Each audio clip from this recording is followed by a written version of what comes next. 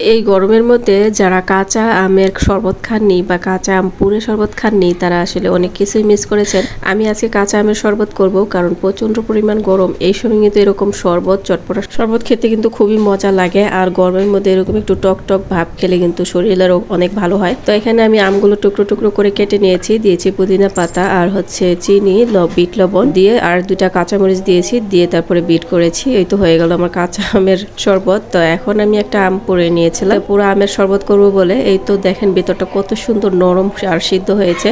তো আমি বোড়াটা বের করে ফেলে দিলাম। এখানে শুকনা মরিচ একটুখানি, একটু কালো গোলমরিচ, বিট লবণ আর চিনি, তারপর পানি দিয়ে ভালো করে আমি এটা গুলিয়ে নিচ্ছি। দিয়ে দিচ্ছি কাসুন দিয়ে একটু নেড়ে চেড়ে, তারপরে এই তো সুন্দর হয়ে গেছে। এখন বরফ কুচি, পুদিনা পাতা আর এই তো গুলে রাখা যে পুরা শরবতটা সেটা ঢেলে দিলাম।